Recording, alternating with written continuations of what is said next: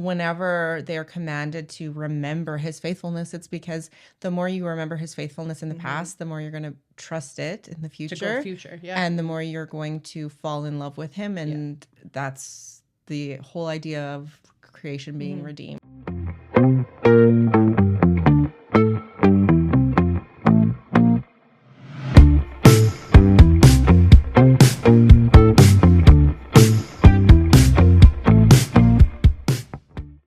Here we go. Exodus. So hopefully you guys loved Genesis and loved how crazy the stories were. And they're going to get even better. We didn't say this, but I mean, we did talk about you can talk to us, but we would also like to know what you got from it and your thoughts. And what are your favorite parts?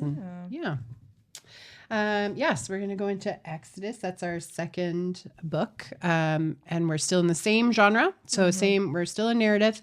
So just keep in mind, we're reading it as a story, not a scientific textbook. Really keep that in mind as we get to the plagues. But if you're curious about the science of it, listen to season 2. Season 2. Yeah. And actually one thing that I did want to quickly point out, just in case, like if you're reading other material or, just seeing other things about the Bible, you might come across words that you're like, wait, what does that mean? One of them Heidi mentioned in the last episode when we were talking about Genesis, and she mentioned that Genesis is the first book in the Torah. Right. So the Torah is the 5 books of Moses. It's the first 5 books of the Bible: Genesis, Exodus, Leviticus, Numbers, Deuteronomy. And it just the Torah is just the Hebrew word for the collection of books. It means the law. You might come across another word, Pentateuch, and it's refers to the same 5 books of the Bible. It's the Greek word for it. So yeah, just in case that word was like, what does that mean? Or when you're looking at other resources and things, if you come across those words. So that's what that means. We are in the Torah /Pentateuch /Moses, Law of Moses, the 5 books of Moses, whatever you want to call it. We are now in number 2, Exodus. So what were they thinking then? Okay. So the fun thing is that it's going to be a lot of similarities for a little bit because we're going through with the same people, the people that come out of slavery. The date that it was written, most scholars believe it was written during the 40-year period that the second generation was wandering in the wilderness. Spoiler alert. Spoiler alert. This is the awkward thing because I'm like, you're going to read about it and I'm telling you about it ahead of time. But I mean, they mess up. Yeah. And there's a generation that aren't allowed to enter the promised land due to their disobedience. And so because of that, they have to wander. So it wasn't always the goal to wander for 40 years, but they were too scared to enter the land. And so they didn't trust God. They didn't trust God, which you will read about. So there is a generation, though, that is promised to still. Yeah, they're kids. God still...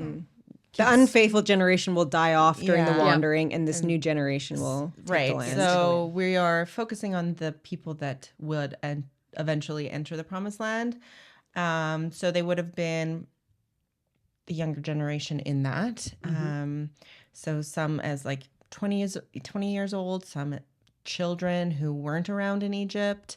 So you have to think. They were born in the wilderness. Yeah, they were born in the wilderness. Their lives only consisted of fully depending on God every day. What a way to grow up and be born into of just like, that's your God way of just life. Provides from the heavens every morning and following a pillar of fire or cloud. That's your childhood. You don't know anything else. Yeah. And because so many of them would not have been around for the events that you are reading about, they wouldn't have been around for being a slave in Egypt. They wouldn't have been around for the plagues. They wouldn't have been around for seeing God's miraculous rescue of them. It was important for them to understand what exactly God did in order for them to that's what God saved them from. This is one of the main points about reading the Bible is to know God so that you fall in love with him more. And so whenever they are commanded to remember his faithfulness, it's because the more you remember his faithfulness in the past, the more you're going to trust it in the future. And the more you're going to fall in love with him. And that's the whole idea of creation being redeemed. Well, even right? just the gratitude that comes out of like, oh, we were slaves. And I mean, that goes to New Testament, right? Like we were slaves to sin and Jesus rescued us. And so again, our obedience to God is out of gratitude and the freedom that he's given us. It's not, so even in remembering too, it's like, it's harder to remember if you weren't the one who was the slave. Yes. And so that's why it's even more important to tell the stories and to keep that alive in your culture community. And for a lot of them, they probably weren't at first passing this down as faithful as they could have been. And so God's like, you're gonna have this passed down. Well, I mean, they did have it written and they still mess up. They still mess up. So which goes to show. But yeah, so they probably wouldn't have had the same excitement and enthusiasm about leaving Egypt as the older generation because they weren't there for it. And so, before they enter the land, they need to understand who God is and how powerful he is and what he's capable of and like how faithful he is. And how bad it was where they came from, because they're like wandering, even though he's providing manna, wandering for 40 years is not like a glamorous life. And so they start to think like, I want onions. I want onions. And it's like the generation that wasn't there for the slavery, they're like, how bad was it? That like, should we just go back? Right. How bad really was it? What did you rescue us from? And I think that's kind of like the enemy's way of getting all of us still is like, how were you really dead in sin? Were you? How bad? Are you really free? Wasn't it better when you had control over things? Right. So they did not experience a lot of the things firsthand that God did for the people that you are reading in the story. So they were about to take the promised land. They would have entered it. And Moses, another spoiler alert. Sorry. Moses was about to die. And so all they knew so far was Moses as their leader. And, he's the one that talked to God. He's the one that communicated to God on their behalf. He interceded for them. And so would God still go before them without Moses? These are questions that they're thinking, like, is God still going to help them with the other nations that they're going to have to drive out of the land? And so this book is meant to give them faith and once again, really drive home their identity in God and I mean, even God's identity of like who he is and how that he's faithful and that he's powerful. Himself he reveals himself to them. Yeah. So kind of like the main idea around this is that there's deliverance from slavery in Egypt and adoption of Israel as God's people. And it's just written to kind of prepare them and establish their faith and identity in God before they take their promised land because they're going to be, as we read further, the promised land is going to be something where they are established as a nation. They are meant to be set apart. And so we're kind of like laying the groundwork, the foundation. Supposed to be, set apart, a light to the surrounding nations. So. Yeah. But so that's kind of and kind of like going off of that. So like one of the main themes that you'll read throughout Exodus is God revealing himself and wanting to make himself known. And like it's always interesting because like that's a claim nowadays, right? It's like, oh, why is God so hidden? Why doesn't he make himself more known? And it's like when you look at this, like this is all about making himself known, whether it's Moses in the burning bush, like when he's talking to Pharaoh, and it's all about he will know that I am God, right? Yeah. Like it's about all the plagues. They weren't just for the sake of punishing them. No. They were about not only will Egypt know who I am, but all of the nations, like the whole world will hear of this and know who I am. That I am the most sovereign, powerful. No one can even come close to me. And so the whole book of Exodus, you're going to see over and over again that God is trying to make himself known, as well as his desire to dwell with his people, right? Because we go back to Genesis and we saw like God was dwelling with Adam and Eve in the garden. That was his original design. That was his plan. And his whole plan of redemption is to get back to that. Yeah. And so now that sin has entered the world and we don't have Jesus yet, he's trying to still dwell with his people. Yeah. And so that you'll see in Exodus, we do get into some law. Yeah. And he's making, he's teaching the people, okay, if I am going to dwell with you, this is what I require. And so there's moral, laws, there's, what we can get into that. But so he's laying out a way of like, I want to dwell with you. Like, and again, this is not like common in that, like this is in unique. Other religions. No, in that time, God dwells with you. Yeah, none of the other, all the other gods to get to them. A lot of the other stories around that time were that humans were actually created to be slaves to the gods. Like the gods didn't want to work anymore, so they literally created humans out of mud to be their slaves. And so again, going back to identity and giving these people identity, it's like, oh, you weren't born to be a slave. You were born to dwell with me and rule on my behalf. And you're created in my image. Yeah. And so it's like, okay, in order to do that, we need God's wisdom. And so he wants to dwell with his people so that, to empower them to give wisdom. And so then you'll also read through Exodus just the design of the temple or the tabernacle. While they're wandering, it's not a temple till later on, but the tabernacle. And so this was a place where God's presence would actually dwell, where they could, the priests could meet with him safely, to seek him safely. Because anyone else who entered, again, you had to follow God's rules to do it. But as he's a holy God, he can't be among sinful people. But what's interesting too is, again, that all the books connect, is that the tabernacle imagery is very garden-like.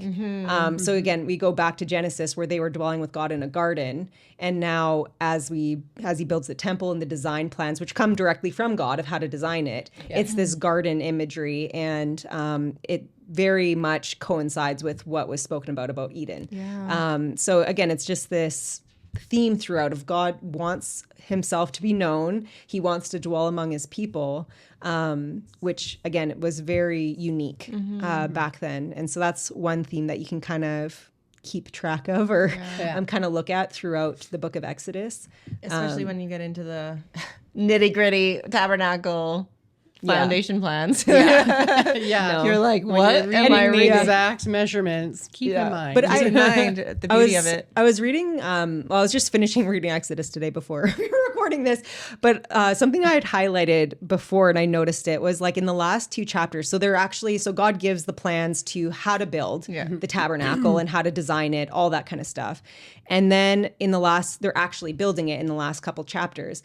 And like 18 plus times it says, what does it say? It says, they did as the Lord commanded Moses 18 times within like a chapter. And then right at the end of that, when they're finished, it says, and then God's glory came and filled the temple. And so it's just this like follow God and like he will be with you. So it's just this very, again, like we said, with looking at repetition and what is context. What is the author emphasizing? And it's, he did exactly as he commanded and God was going to be there and fill and because it's not like Moses didn't have a thesaurus or something. He's like, it's not like Moses is like, they did what I said. They did what I said. But also, if you look at to write back then, the ink, the paper, everything, every word written is very thoughtful. Like there's nothing wasted. They're repeating something. It's very important. Another thing to notice, and like you kind of notice this you notice this throughout Scripture, but it just kind of stood out to me as well when I was reading through Exodus, was just that God tests his people on purpose. And we say it's like, oh, like how is that fair that God like tests us? And so that's another thing you can kind of look at. It's like God does allow, so when they're starting to the Israelites are starting to wander, and he purposely like allows them to kind of run out of water so that they start complaining, right? And so like he does allow these moments in the, because testing.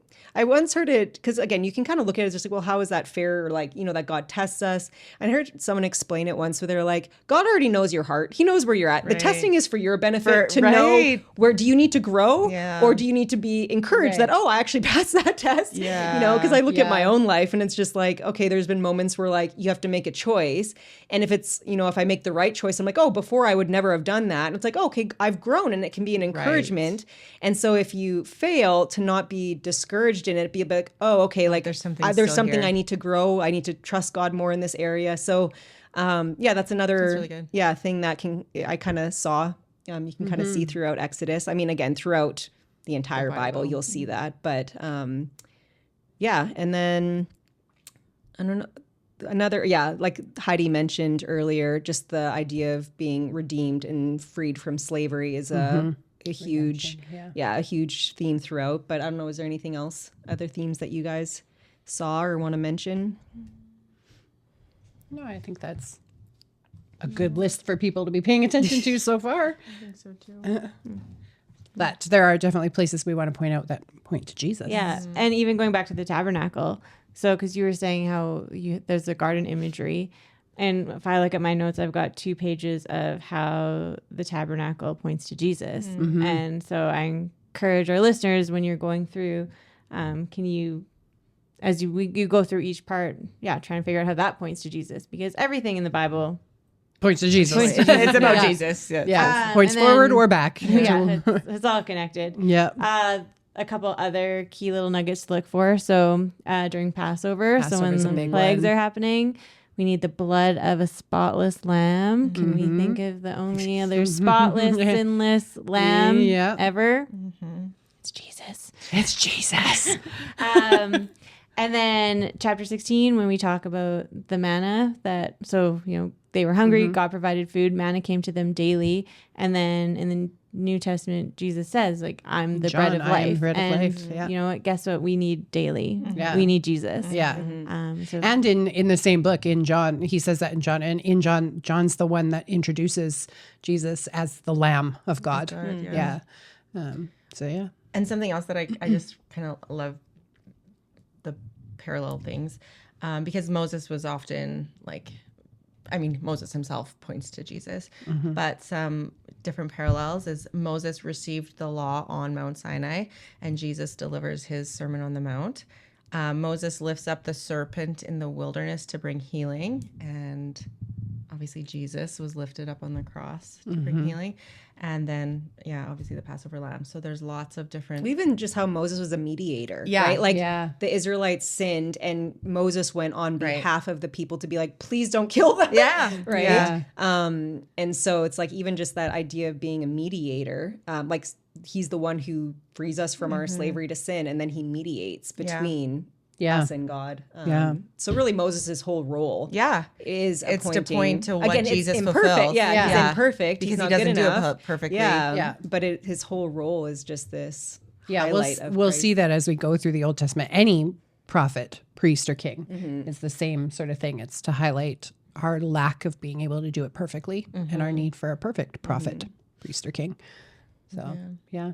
I think one of the other things, this isn't necessarily directly towards like Jesus himself, but just like as part of the redemptive arc, just listening to you talk about the garden and God dwelling with us and then having us set up the tabernacle. my ancient Near Eastern self. We actually made our own make little our own, tabernacle. to scale? Make the Yeah, we actually did scale? it, well, no, Well, no. to Like scale, but miniaturized. miniature. To scale, but Oh. miniature. So what it would have to done. scale means.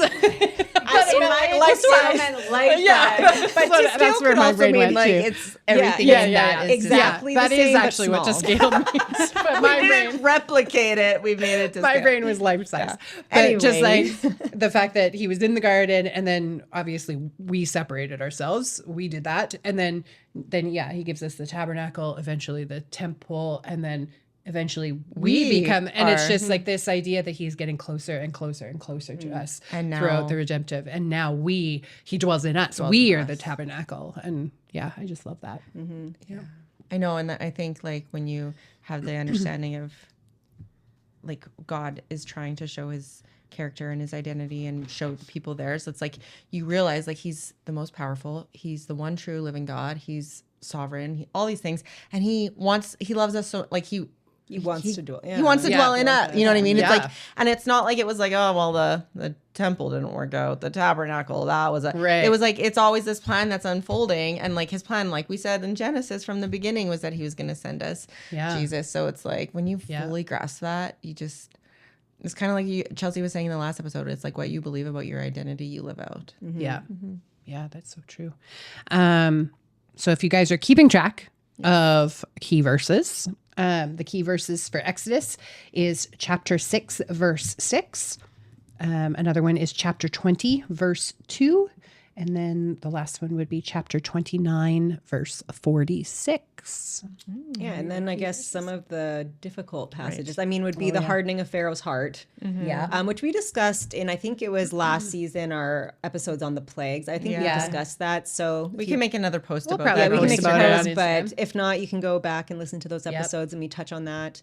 Yeah, we go real deep into there's 2 episodes, part 1 and part 2 on Yeah. the plagues. So Yeah. the thoughts around what they actually mean and things. Yeah, definitely go back and listen to those. And then commands for like war and Yeah, stuff. there's some we laws. also The genocide episode. we Yeah. also did an Yeah. episode on that, but yeah, we can Yeah. Mention that in but anyways. So if you're struggling with it, other people probably have been struggling Yeah. too. Yep. So you're not alone in that, but also feel comfort in knowing others struggled and their faith has not wavered. Yeah. We still believe the still Bible love is God. authoritative. We still love God, Yeah. all of these things. So yeah, let us help you through that struggle. Let it bring you closer to him, not farther away. Yeah. Yeah. That's a perfect way to say it. Yeah. All right. The end. Great Goodbye. way to end it. Yeah. So have fun reading Exodus and come back next week again. Yeah. For the most interesting book in the entire Bible. Leviticus. Leviticus. All right. Bye. Bye.